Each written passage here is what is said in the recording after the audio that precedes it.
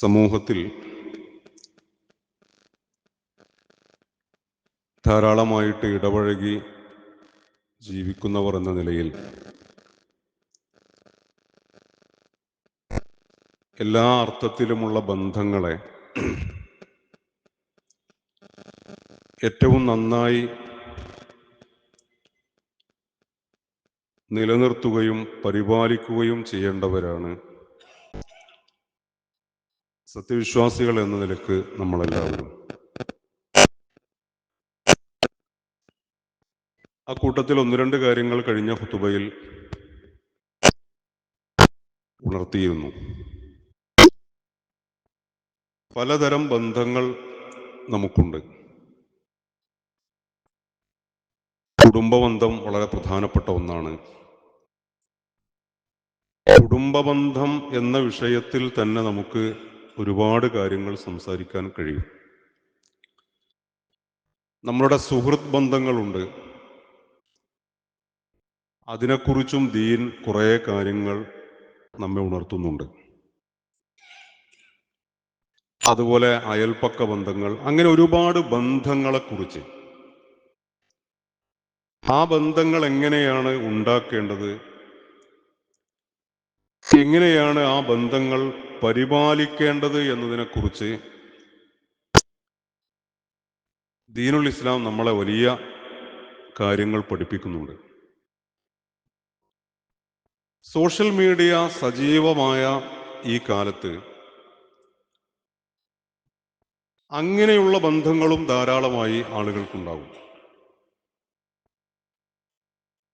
അത് ഇൻസ്റ്റയിലാണെങ്കിലും അല്ലെങ്കിൽ മറ്റ് ഓരോ പ്ലാറ്റ്ഫോമുകൾ നമ്മൾ എടുത്തു നോക്കുകയാണെങ്കിൽ അതിലൊക്കെ ധാരാളം ഫോളോവേഴ്സ് ഉള്ള, വലിയ സുഹൃത്ത് വലയങ്ങളുള്ള,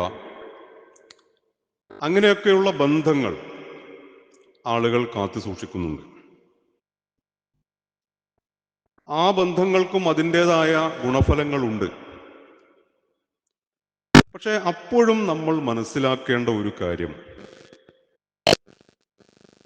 ഓൺലൈനിലുള്ള നമ്മളുടെ ബന്ധങ്ങൾ ഉള്ളതോടൊപ്പം തന്നെ ഓഫ്ലൈനിലും ചില ബന്ധങ്ങൾ ഉണ്ടാകുവാൻ, ആ ബന്ധങ്ങളെ അതിനെ പരിപാലിച്ച് വളർത്തി വലുതാക്കിയെടുക്കുവാൻ ഒരു വിശ്വാസി എന്ന നിലക്ക് നമുക്ക് കഴിയേണ്ടതുണ്ട്. അപ്പൊ ഏതൊരാളും ജീവിതത്തിൽ വ്യത്യസ്തങ്ങളായ സാഹചര്യങ്ങളിലൂടെ കടന്നു പോകുന്ന മനുഷ്യരാണ്. പല വിധത്തിലുള്ള സാഹചര്യങ്ങളിലൂടെ മനുഷ്യൻ കടന്നു പോകും. അത്തരം എല്ലാ സാഹചര്യങ്ങളിലും നമ്മളുടെ എല്ലാ കാര്യങ്ങളും നമ്മൾ തന്നെ ഒറ്റയ്ക്ക് അതിജീവിക്കും എന്ന ധാരണ ഒരിക്കലും ശരിയല്ല. എൻ്റെ ജീവിതത്തിലെ ഒരുപാട് മേഖലകളിൽ ഒരുപാട് പ്രയാസങ്ങളെയും പ്രതിസന്ധികളെയും തരണം ചെയ്യുമ്പോൾ അതിനെ മറികടക്കുവാൻ എനിക്ക് ഒറ്റയ്ക്ക് കഴിയുകയില്ല എന്ന ഒരു സത്യത്തെ ഞാൻ ഉൾക്കൊള്ളേണ്ടതുണ്ട്. അതുപോലെ നിങ്ങളെല്ലാവരും അങ്ങനെ ഉൾക്കൊള്ളണം. അത്തരം ജീവിത സാഹചര്യങ്ങളിൽ ചില മനുഷ്യരെ കൂട്ടുപിടിച്ചുകൊണ്ട് മാത്രമേ, ചില മനുഷ്യരുടെ ഒരു കൈത്താങ്ങ് ഉണ്ടെങ്കിൽ മാത്രമേ നമുക്ക് അതിജീവിച്ച് മുന്നോട്ട് പോകുവാൻ കഴിയുകയുള്ളൂ. അത് ചിലപ്പോൾ നമ്മുടെ മാതാപിതാക്കളാകാം, അല്ലെങ്കിൽ ഇണകളാകാം, മക്കളാകാം, സുഹൃത്തുക്കളാകാം, അധ്യാപകനാകാം, അല്ലെങ്കിൽ ഉസ്താദുമാരാകാം, പലരുമാകാം. അങ്ങനെ നമുക്ക് നമ്മളുടെ ജീവിതത്തിലെ വിഷമങ്ങളേറിയ, പ്രയാസങ്ങളേറിയ ഘട്ടങ്ങളെ അതിജീവിക്കുവാൻ, അതിനവലംബിക്കുവാൻ പറ്റുന്ന ബന്ധങ്ങൾ നമ്മൾ ഉണ്ടാക്കിയെടുക്കുകയും ആ ബന്ധങ്ങളെ വളർത്തി വലുതാക്കി കൊണ്ടുവരുവാൻ നമ്മൾ എപ്പോഴും ശ്രമിച്ചുകൊണ്ടിരിക്കുകയും ചെയ്യേണ്ടതുണ്ട്. ഒരു നദിയും ഒരു സമുദ്രവും നമുക്ക് ഒറ്റക്ക് മുറിച്ചു കടക്കുവാൻ കഴിയുകയില്ല.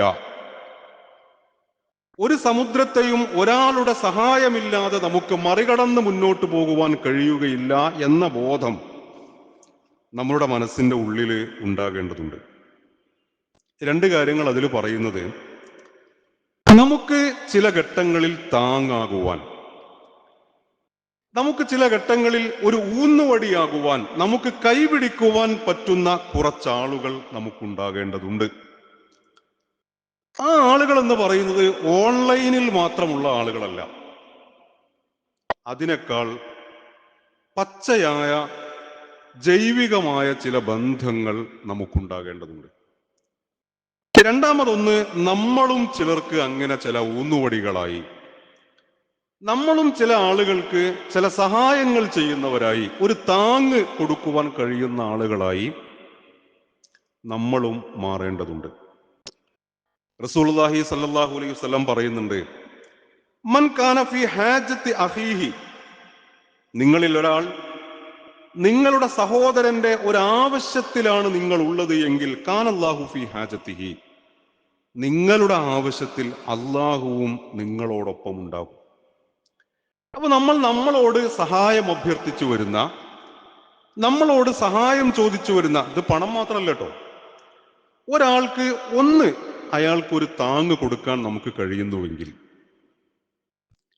അള്ളാഹുവിന്റെ പ്രവാചകൻ നമ്മളെ പഠിപ്പിക്കുന്നു, നിങ്ങൾക്കൊരു ആവശ്യം വരുമ്പോൾ നിങ്ങളെ താങ്ങുവാൻ, നിങ്ങളെ സഹായിക്കുവാൻ, നിങ്ങൾക്ക് ഊന്നുവടിയാകുവാൻ അള്ളാഹു നിങ്ങളോടൊപ്പം ഉണ്ടാകും. മറ്റൊരു ഹദീസിൽ ഇതേ കാര്യം പറയുന്നത്, വല്ലാഹു ഫീ ഔനിൽ അബ്ദി മാ കാനൽ അബ്ദു ഫീ ഔനി അഖീഹി, നിങ്ങളിൽ ഒരാൾ നിങ്ങളുടെ സുഹൃത്തിന്റെ, കൂട്ടുകാരന്റെ ആവശ്യത്തിന്മേലാണ് ഉള്ളത് എങ്കിൽ നിങ്ങളുടെ ആവശ്യത്തിന്മേൽ അല്ലാഹു സുബ്ഹാനഹു വ തആലയും ഉണ്ടാകും എന്ന് പ്രവാചകൻ സല്ലല്ലാഹു അലൈഹി വസല്ലം നമ്മളെ പഠിപ്പിക്കുകയാണ്.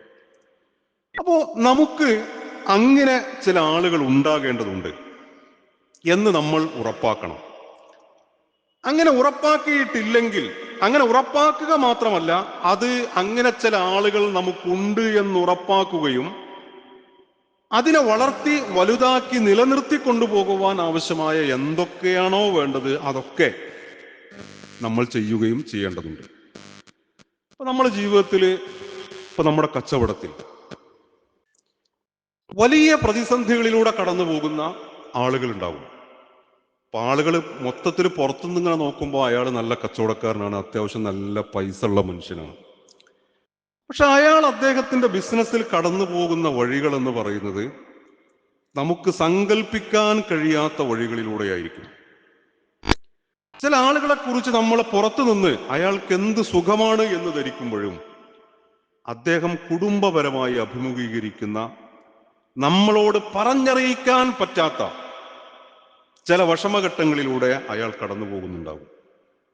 ചില ആളുകൾ എനിക്ക് മക്കളില്ലായിരുന്നുവെങ്കിൽ എന്ന് തീരുമാനിക്കുവോളം, എന്ന് ആഗ്രഹിക്കുവോളം മക്കളുടെ കാര്യത്തിൽ കടുത്ത പ്രയാസങ്ങളിലൂടെ കടന്നു പോകുന്ന ആളുകൾ ഉണ്ടാവും. സമ്പത്തിന്റെ, അങ്ങനെ ഓരോ ജീവിത മേഖലകളിലും ജീവിത സാഹചര്യങ്ങളിലും മനുഷ്യൻ വ്യത്യസ്തമായ ഘട്ടങ്ങളിലൂടെയാണ് കടന്നുപോയിക്കൊണ്ടിരിക്കുക.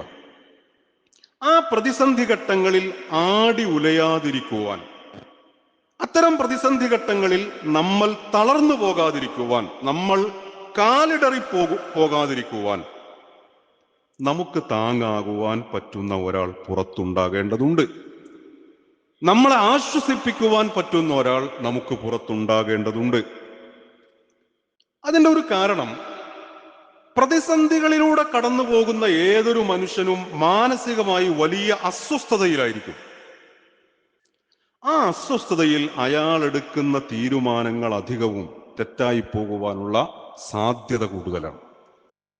അതേസമയം ഇയാളെ സഹായിക്കാൻ പറ്റുന്ന മറ്റൊരാൾ പുറത്തുണ്ട് എങ്കിൽ, അതാരുമാകാം, അയാൾക്ക് വിശ്വാസമുള്ള ഒരാൾ അപ്പുറത്തുണ്ട് എങ്കിൽ അയാൾക്ക് ഇങ്ങനൊരു പ്രതിസന്ധി ഉണ്ടാവില്ല.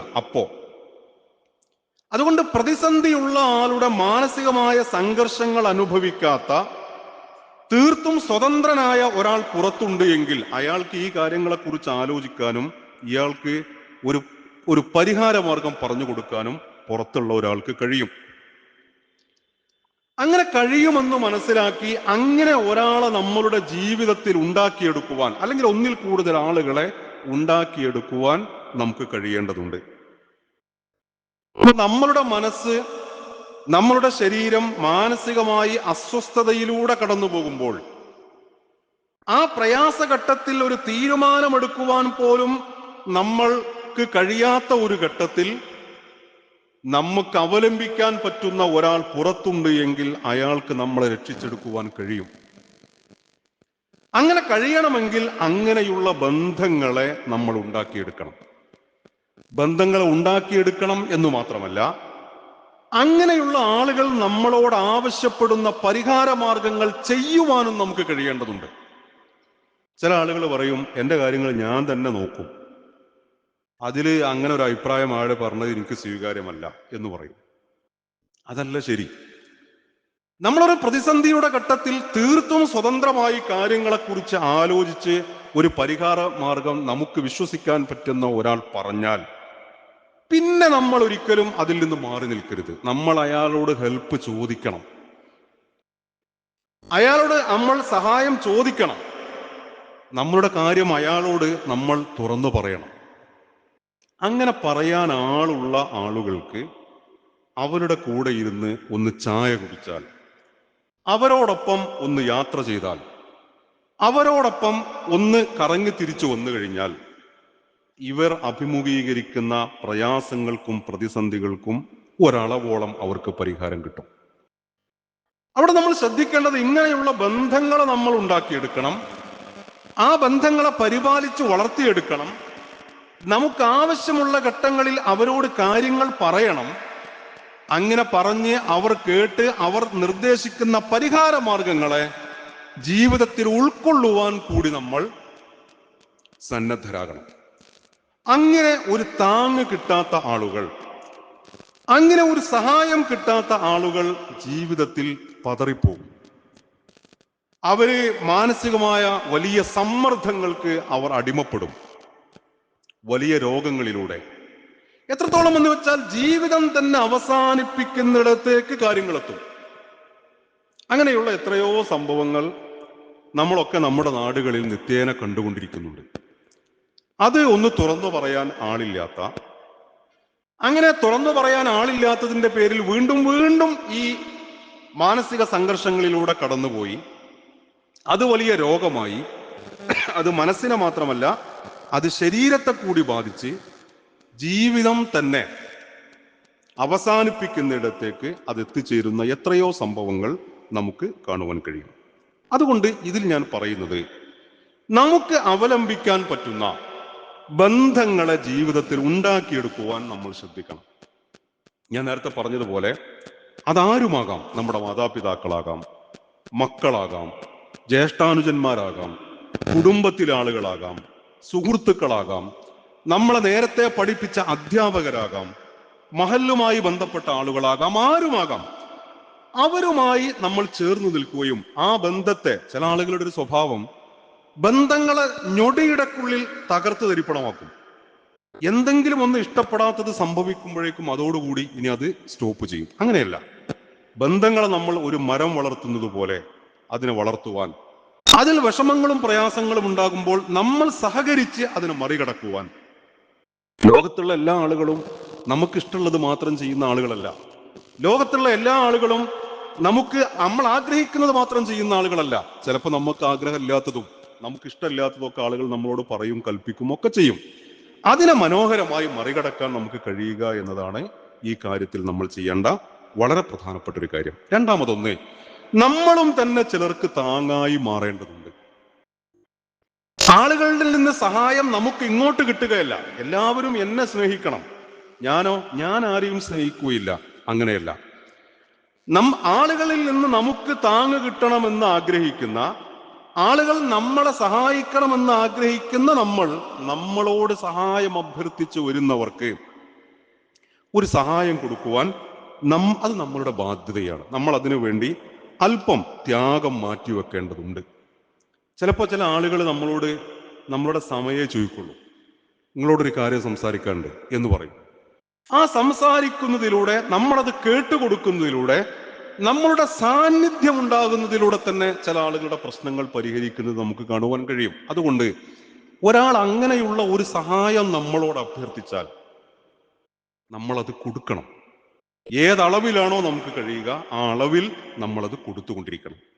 അപ്പൊ നമ്മൾ സോഷ്യൽ മീഡിയയിൽ കാണുന്ന ലോകമല്ല യഥാർത്ഥത്തിൽ നമ്മുടെ ലോകം എന്നതിനെ കുറിച്ച് നമ്മൾ എപ്പോഴും മനസ്സിലാക്കണം. ഇൻസ്റ്റ ഫോളോ ചെയ്യുന്ന, വാട്സപ്പ് ഫോളോ ചെയ്യുന്ന, അല്ലെങ്കിൽ സോഷ്യൽ മീഡിയയിലെ മറ്റനേകം പ്ലാറ്റ്ഫോമുകൾ ഫോളോ ചെയ്യുന്ന ആളുകളാണ് നമ്മളൊക്കെ. വളരെ അത്യാവശ്യമായിട്ട് ഒരാൾക്ക് ഫോൺ വിളിക്കാൻ വേണ്ടി ഫോൺ എടുത്തു കഴിഞ്ഞാൽ പോലും ആ ഫോൺ ഓൺ ആക്കിയാൽ നമ്മൾ വാട്സപ്പിൽ ഒരു മെസ്സേജ് കാണും. ആ മെസ്സേജ് വായിച്ച് അതിലൊരു ലിങ്ക് കാണും. ആ ലിങ്ക് കണ്ട് അതിലൂടെ നമ്മൾ പോകും. പിന്നെ നമ്മൾ യൂട്യൂബിലെത്തും. 1 മണിക്കൂറോ 2 മണിക്കൂറോ കഴിഞ്ഞ് തിരിച്ചു വരുമ്പോഴാണ് നമ്മൾ മനസ്സിലാക്കുക, ഞാൻ ഈ ഫോൺ എടുത്തത് ഇന്നയാൾക്ക് വിളിക്കാനായിരുന്നു, അയാൾക്ക് വിളിച്ചിട്ടില്ലല്ലോ എന്ന്. അത്രമാത്രം നമ്മളെ കൊണ്ടുപോകുന്ന ഒരു ലോകമാണ് ഈ പുതിയ കാലം. ഇനി കുറെ നന്മകളൊക്കെ ഉണ്ട്, ഞാനത് ഇല്ലായ്മ ചെയ്യില്ല. പക്ഷേ സോഷ്യൽ മീഡിയയിൽ നമ്മൾ കണ്ടുകൊണ്ടിരിക്കുന്ന ഒരു ലോകമുണ്ട്. ആ ലോകം എന്താ? ആളുകൾ ട്രിപ്പ് പോയിക്കൊണ്ടിരിക്കുന്ന, അത് റീൽസുകളായിട്ട് ഇട്ടുകൊണ്ടിരിക്കുന്ന, ആളുകൾ ഭക്ഷണം കഴിക്കാൻ ധാരാളമായിട്ട് വീട് വിട്ടിറങ്ങിക്കൊണ്ടിരിക്കുന്ന, വ്യത്യസ്ത രുചികളുള്ള, വ്യത്യസ്ത നിറങ്ങളുള്ള മനോഹരമായ ഭക്ഷണ പദാർത്ഥങ്ങൾ ദൈനംദിനേന ആളുകൾ കഴിച്ചുകൊണ്ടിരിക്കുന്ന, അതൊക്കെയും സ്റ്റാറ്റസ് ആയിട്ടും റീൽസുകളായിട്ടും ഇട്ടുകൊണ്ടിരിക്കുന്ന ഒരു ലോകം. വസ്ത്രങ്ങൾ, ഓരോ വിവാഹങ്ങൾക്കും ഓരോ മാസങ്ങളിലും ധാരാളമായിട്ട് വസ്ത്രങ്ങൾ വാങ്ങിക്കൂട്ടുന്ന, അതൊക്കെയും റീൽസ് ആക്കി മാറ്റുന്ന, അതൊക്കെയും സ്റ്റാറ്റസ് ആക്കി മാറ്റുന്ന ആ ലോകം കണ്ടിട്ട് നമ്മൾ മനസ്സിലാക്കും, ചില ആളുകള് ഇതൊക്കെ തന്നെയാണ് ലോകം, എല്ലാവരും വളരെ ഹാപ്പിയാണ്.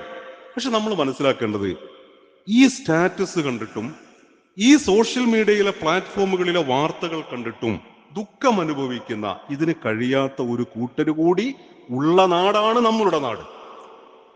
ആഴ്ചക്കാഴ്ചക്ക് ട്രിപ്പുകൾ പോകുന്നത് ആളുകൾ സ്റ്റാറ്റസ് ആക്കിയിടുമ്പോൾ ചില കുഞ്ഞുങ്ങൾ, ചില കുട്ടികൾ അത് കണ്ടിട്ട് എന്റെ ഉപ്പാക്ക് അതിന് കഴിയൂല. ഇത് കാണുമ്പോൾ ചില വാപ്പമാർ നമ്മളുടെ മക്കളെ ഇങ്ങനെ കൊണ്ടുപോകാൻ കഴിയുന്നില്ല എന്നുകൂടി ആലോചിക്കുന്ന ഉപ്പമാരും മക്കളുമുള്ള നാടാണ് നമ്മളുടെ നാട്. വസ്ത്രങ്ങൾ വാങ്ങിക്കുന്നതിന്റെ കാര്യത്തിൽ, ഭക്ഷണം കഴിക്കുന്നതിന്റെ കാര്യത്തിൽ, ഇതൊക്കെ വലിയ പേക്കൂത്തുകൾ നമ്മൾ സോഷ്യൽ മീഡിയയിൽ കണ്ടുകൊണ്ടിരിക്കുമ്പോഴും ഇങ്ങനെയൊന്നും ചെയ്യാൻ കഴിയാത്ത ആളുകൾ കൂടി ഉള്ള നാടാണ് നമ്മളുടെ നാട്. അപ്പോ നമ്മൾ ഓൺലൈനിൽ കണ്ടുകൊണ്ടിരിക്കുന്ന ഒരു നാടല്ല, അങ്ങനെ അല്ലാത്ത ഒരു നാട് കൂടി നമ്മുടെ നാട്ടിൽ ഉണ്ട് എന്ന ബോധം നമുക്കുണ്ടാകണം. അങ്ങനെയുള്ള പലരും പല സഹായങ്ങൾക്കുമായി ആളുകളെ സമീപിച്ചുകൊണ്ടിരിക്കും. അവർ ഇതുകൊണ്ട് തന്നെ മാനസികമായി വലിയ പ്രയാസം അനുഭവിക്കുന്ന, വലിയ ഡിപ്രഷൻ അനുഭവിച്ചു കൊണ്ടിരിക്കുന്ന ആളുകളൊക്കെ മാതാപിതാക്കളാണെങ്കിലും മുതിർന്നവരാണെങ്കിലും കുട്ടികളാണെങ്കിലും ഒക്കെ ഉള്ള ഒരു നാട് കൂടിയാണ് നമ്മുടെ നാട്. അവർക്ക് സഹായം നൽകുക എന്നത്, അവരെ സഹായിക്കുക എന്നത് നമ്മളുടെ ബാധ്യതയാണ്. പല ആളുകളും ആ അർത്ഥത്തിലുള്ള സഹായം നമ്മളോട് ആവശ്യപ്പെടുന്നുണ്ട്. അങ്ങനെയുള്ള ആളുകൾക്കൊരു സഹായം കൊടുക്കുക എന്നത് നമ്മളുടെ കൂടി ബാധ്യതയാണ്.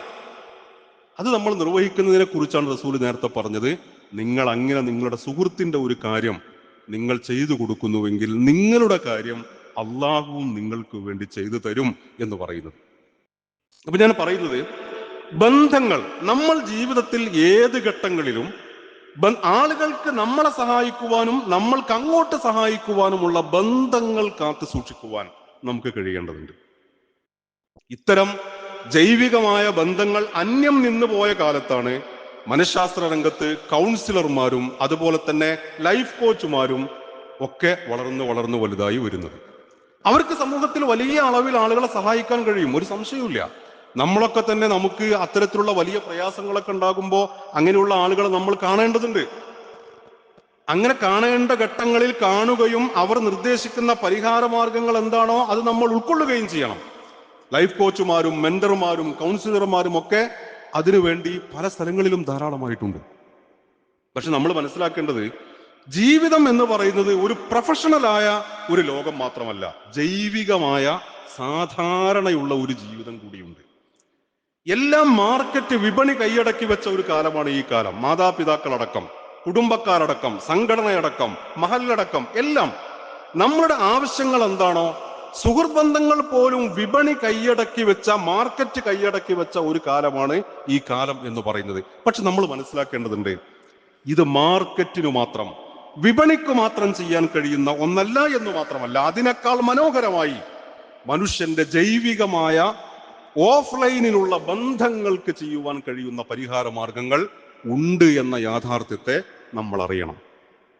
അതറിയാതെ പോകുന്ന ആളുകളാണ് ജീവിതത്തിൽ പലപ്പോഴും എൻ്റെ പ്രയാസങ്ങളെ, എൻ്റെ ദുഃഖങ്ങളെ, എൻ്റെ വിഷമങ്ങളെ ഇറക്കി വെക്കുവാൻ എനിക്കൊരാളുമില്ല എന്ന തോന്നലിൽ അങ്ങനെയുള്ള ബന്ധങ്ങളില്ലാത്തവർ, ആ ബന്ധങ്ങളെ വളർത്തിക്കൊണ്ടുവരാത്തവർ, ആശ്രയിക്കാൻ പറ്റുന്ന കേന്ദ്രങ്ങളില്ലാതെ പോകുമ്പോൾ അവർ ജീവിതം അവസാനിപ്പിക്കുന്നത് നമുക്ക് കാണുവാൻ കഴിയും. അതുകൊണ്ട് ജീവിതത്തിൽ ഒരുപാട് ബന്ധങ്ങളുള്ളതിൽ തന്നെ ചില ബന്ധങ്ങളെ നമ്മൾ എപ്പോഴും നന്നാക്കിയെടുക്കുവാനും ആ ബന്ധങ്ങളെ നമുക്ക് വേണ്ടിയിട്ടും മറ്റാളുകൾക്ക് വേണ്ടിയിട്ടും ഏറ്റവും മനോഹരമായി അതിന് ഉപയോഗപ്പെടുത്തുവാനും നമുക്ക് കഴിയേണ്ടതുണ്ട്.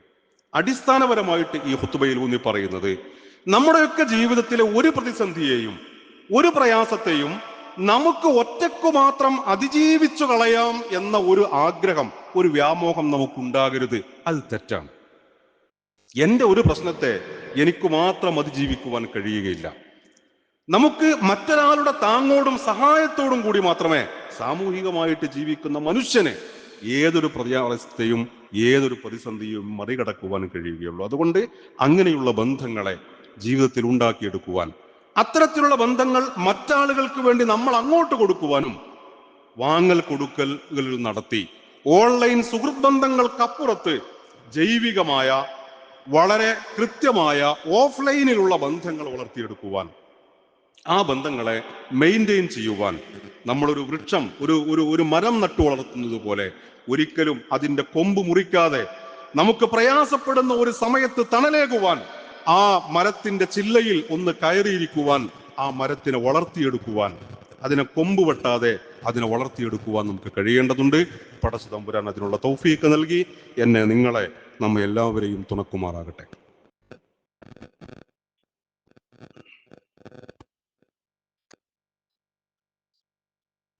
അൽഹംദുലില്ലാഹിൽ വാഹിദിൽ അഹദ് നഹ്മദുഹു വനസ്തഈനുഹു വനസ്തഗ്ഫിറുഹു യാ അയ്യുഹല്ലദീന ആമനു തഖുല്ലാഹ ഹഖ്ക തുഖാതിഹി വലാ തമൂതുന്ന ഇല്ലാ വഅൻതും മുസ്ലിമൂൻ. അല്ലാഹുവിനെ സൂക്ഷിച്ച് മുത്തഖികളായി മുഅ്മിനുകളായി ജീവിക്കണമെന്ന് എന്നെയും നിങ്ങളെയും പ്രത്യേകമായി ഉത്ബോധിപ്പിക്കുകയാണ്, വസിയ്യത്ത് ചെയ്യുകയാണ്. അല്ലാഹു സുബ്ഹാനഹു വ തആല നമ്മെ അനുഗ്രഹിക്കുമാറാകട്ടെ. രണ്ട് കാര്യങ്ങൾ ഉണർത്താനുള്ളത്.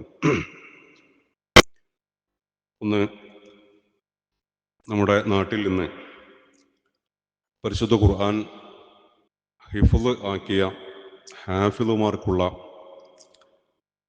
ഒരു അവാർഡ് വിതരണവും അനുമോദനവും, നമ്മുടെ മദ്രസയിൽ നിന്ന് പഠിച്ച് പരീക്ഷ എഴുതി സ്റ്റേറ്റ് ലെവലിൽ തന്നെ ടോപ്പ് റാങ്ക് വാങ്ങിയ കുട്ടികൾക്കുള്ള അവാർഡ് ദാനവും ഒക്കെയായി ഒരു പ്രോഗ്രാം ഇൻഷാ അല്ലാഹ് നാളെ രാവിലെ 7 മണിക്ക് നമ്മുടെ മദ്രസയിൽ വെച്ച് നടക്കുന്നുണ്ട്. നിങ്ങളെല്ലാവരും ആ പരിപാടിയിൽ പങ്കെടുക്കണം. ഖുർആൻ ഹിഫ്ളാക്കുക എന്നൊക്കെ പറഞ്ഞാൽ അതൊരു വലിയ, ഒരുപക്ഷെ പലർക്കും എത്തിപ്പിടിക്കുവാൻ കഴിയാതെ പോയ ഒരു കാര്യമായിരിക്കും. വളരെ ചുരുങ്ങിയ 2 വർഷം 3 വർഷം ഉപയോഗപ്പെടുത്തി വിശുദ്ധ ഖുർആന്റെ 30 ജുസുവും മനപ്പാടമാക്കിയെടുത്ത നമ്മുടെ കുട്ടികൾക്ക് ഉള്ള സമ്മാന വിതരണം, അങ്ങനെ നേരത്തെ പഠിച്ച് ഇപ്പോൾ ഹിഫ്ള് കോളേജുകളിൽ കുട്ടികളെ പഠിപ്പിച്ചുകൊണ്ടിരിക്കുന്ന ആളുകളും നമ്മൾക്കുണ്ട്. അവർക്കുമൊക്കെയുള്ള അനുമോദനമാണ് നാളെ നടക്കുന്നത്. നിങ്ങൾ ആ പരിപാടിയിൽ എല്ലാവരും പങ്കെടുക്കണമെന്ന് ഉണർത്തുകയാണ്, രാവിലെ 7 മണിക്ക് മദ്രസയിൽ വെച്ച്. മറ്റൊരു കാര്യം, കോഴിക്കോട്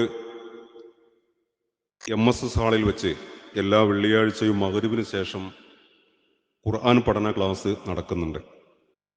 സാധ്യമാകുന്ന ആളുകൾ ആ ക്ലാസ്സിൽ പങ്കെടുക്കണം. കോഴിക്കോട് ചെറൂട്ടി റോഡിലുള്ള MSS ഓഡിറ്റോറിയത്തിൽ വെച്ച് എല്ലാ വെള്ളിയാഴ്ചയും മഗ്‌രിബിന് ശേഷം.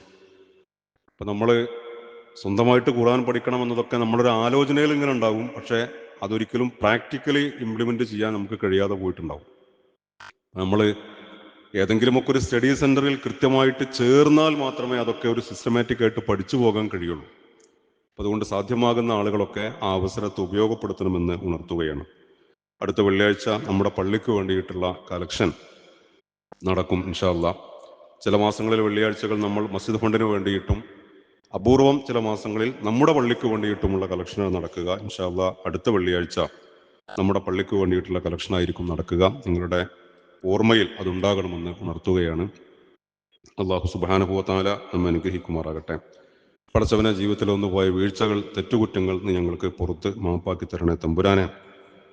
അള്ളാഹുവെ, ആരോഗ്യവുമായി ബന്ധപ്പെട്ടുകൊണ്ട് വലിയ പ്രയാസങ്ങളിലൂടെ കടന്നു പോകുന്ന സുഹൃത്തുക്കൾ ഞങ്ങളുടെ കൂട്ടത്തിലുണ്ട്. അവർക്ക് നീ പരിപൂർണമായ ശിഫ നൽകി അനുഗ്രഹിക്കണേ തമ്പുരാനെ. കൂടുതൽ ആയുസ്സും ആരോഗ്യവും ഒക്കെ അവർക്കും ഞങ്ങൾക്കും നീ പ്രദാനം ചെയ്യണേ നാഥ.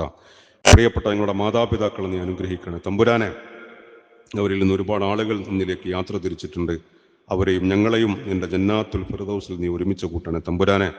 ഞങ്ങളുടെ കച്ചവടത്തിൽ, ഞങ്ങളുടെ കുടുംബത്തിൽ, മക്കളിൽ ഒക്കെ ഞങ്ങൾക്ക് ഖൈറും ബർക്കത്തും നീ പ്രദാനം ചെയ്യണേ തമ്പുരാനെ. അല്ലാഹുവേ, ആയുസ്സുള്ള കാലം അത്രയും നിന്റെ ദീനിനു വേണ്ടി പണിയെടുക്കുവാൻ കഴിയുന്ന ആ മാർഗത്തിൽ പണിയെടുത്തുകൊണ്ടിരിക്കെ നിന്നെ കണ്ടുമുട്ടുവാൻ, നാളെ പ്രവാചകന്മാരോടൊപ്പം, സ്വാലിഹീങ്ങളോടൊപ്പം, സജ്ജനങ്ങളോടൊപ്പം നിന്റെ സ്വർഗത്തിൽ എത്തിച്ചേരുവാൻ ഒക്കെയുള്ള ഭാഗ്യം നൽകി നീ ഞങ്ങളെ അനുഗ്രഹിക്കണേ തമ്പുരാനെ. اللهم اغفر للمؤمنين والمؤمنات والمسلمين والمسلمات الأحياء منهم والأموات إنك مجيب الدعوات يا قاضي الحاجات طيب ثراهم واجعل الجنة مأواهم. اللهم أجرنا من النار، اللهم أجرنا من النار، اللهم أجرنا من النار، ولا تشفي خلقنا بالنار، ولا تجعلنا من حطب النار. اللهم اجعلنا من التوابين واجعلنا من عبادك الصالحين. اللهم ربنا هب لنا من ازواجنا وذرياتنا قرة اعين واجعلنا للمتقين اماما. ربنا تقبل منا انك انت السميع العليم وتب علينا انك انت التواب الرحيم واغفر لنا يا غافر المذنبين. سبحان ربك رب العزة عما يصفون وسلام على المرسلين والحمد لله رب العالمين.